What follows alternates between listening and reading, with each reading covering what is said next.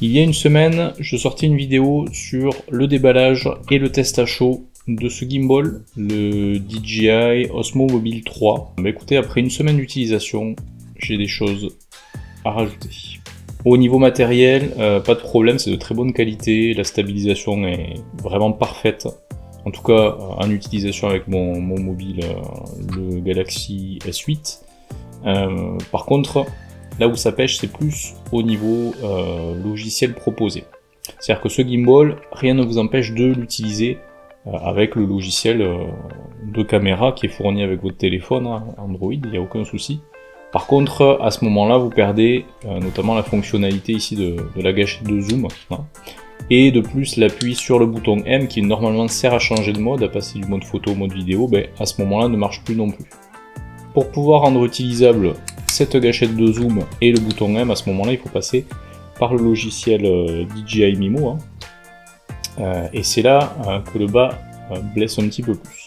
Alors il y a des très bonnes choses sur ce logiciel et d'autres choses qui sont selon moi vraiment à retravailler. Première fonctionnalité intéressante, c'est la fonction d'Active Track. Grâce à cette fonction, vous allez pouvoir tracer sur votre écran un élément que vous souhaitez traquer. Ça marche vraiment plutôt pas mal. Après, si vraiment voilà, vous comptez faire le tour complet d'un objet, à un moment donné, les points de tracking seront plus visibles, hein, puisque vous serez derrière l'objet, et à ce moment-là, forcément, le tracking va s'arrêter. Autre fonctionnalité intéressante, le panorama.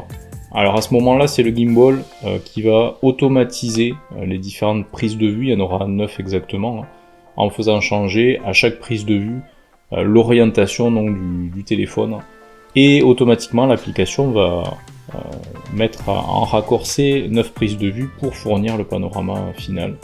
Et je dois avouer que ça marche vraiment très bien.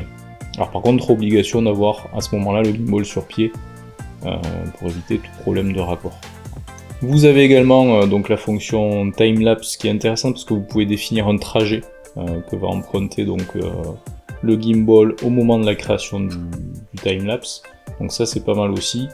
Et la fonction d'hyperlapse, alors je vous avouerai que j'ai pas trop vu l'intérêt par rapport à ce que proposait le timelapse, hein, mais bon. Qu'est-ce qui cloche du coup ? Ce qui cloche, c'est que si vous êtes sur un appareil Android, et c'est là où c'est étrange, c'est que sur iPhone, sur iOS, on n'a pas ce souci-là.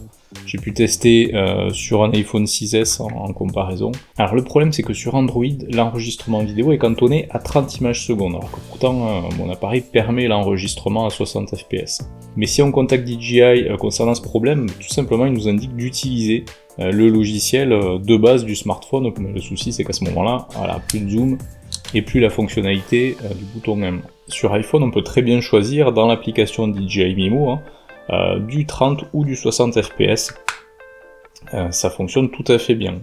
Autre problématique sur Android, et apparemment je suis pas le seul à avoir expérimenté ce problème-là, le zoom est très saccadé. Ça ne le fait pas sur iPhone. Sur iPhone, tout est très fluide quand on utilise cette petite gâchette de zoom. Sur Android, c'est vraiment à revoir.